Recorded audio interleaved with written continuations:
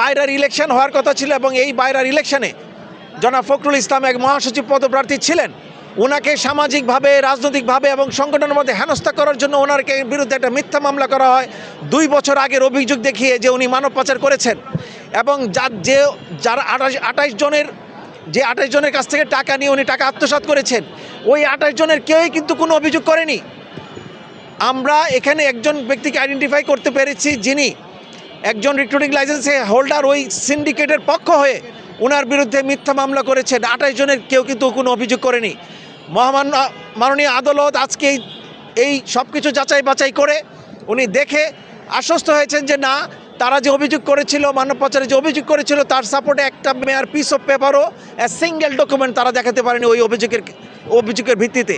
এবং অবশিষ্টে এই শুনানি শেষে বিজ্ঞ আদালত ওনাকে জামিন প্রদান করেন। এক ধরনের সিন্ডিকেশন তৈরি হয়েছিল, প্রথমে 25 জন, পরে এটা বৃদ্ধি হয়ে 100 জনে হয়েছিল। এই সিন্ডিকেটের বিরুদ্ধে আমি সবসময় সোচ্চার ছিলাম।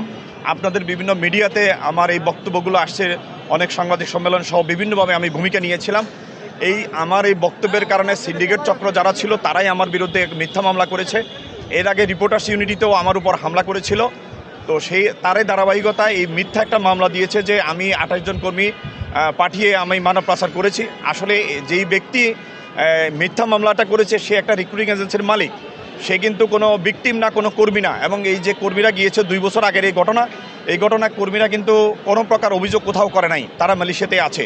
এবং এই কর্মীরা গিয়েছে ঢাকা জেলা আওয়ামী লীগের সভাপতি বেনজির আহমেদের অফিসের মাধ্যমে এবং সাবেক এমপি লেফটেন্যান্ট জেনারেল মাসুদের অফিসের মাধ্যমে গেছে। এবং আমি কিন্তু আমার লাইসেন্স সিন্ডিকেটে কখনো সম্পৃক্ত ছিল না এবং ওই লাইসেন্সগুলোর মাধ্যমেই কর্মীরা গিয়েছে। সুতরাং তারা একটা মিথ্যা, একেবারে ভিত্তিহীন একটা অভিযোগ দিয়ে আমাকে হয়রানি করার জন্য এটা করেছে। বিশেষ করে আমাদের এই যে বায়রা নির্বাচন ছিল 17 তারিখে, সেই নির্বাচনে আমি মহাসচিব প্রার্থী ছিলাম। আমার নমিনেশন সাবমিশন করার আগেই আমি এর আগে জাপান গিয়েছিলাম। জাপান থেকে আসার পথে আমি জানতে পারলাম এরকম আমার বিরুদ্ধে একটা মামলা হয়েছে। তখন আমি বুঝতে পারলাম এরকম একটা মিথ্যা এবং জঘন্য মামলা এবং এটা আমাকে হয়রানি করার উদ্দেশ্যে এই মামলাটা করা হয়েছে। আজকে বিজ্ঞ আদালত আমাকে এই জামিন থেকে ন্যায় বিচার করেছেন এবং আমার এই মামলার সাথে এবং এই যে অভিযোগের সাথে আমার কোনো সম্পৃক্ততা নাই। এবং আমি এই কর্মীদের বিষয়ে যে অভিযোগ করা হয়েছে টোটালি আমার কোনো সংযুক্ততা নাই। যার ফলে এই যে মিথ্যা মামলা হয়েছিল, এই মিথ্যা মামলার সপক্ষেও সেই বাদী কোনো করতে পারে নাই, সে কোনো ডকুমেন্ট দেখাতে পারে নাই। তো যার ফলে বিজ্ঞ আদালত আমাকে জামিন দিয়ে সন্তুষ্ট হয়ে জামিন দিয়েছে।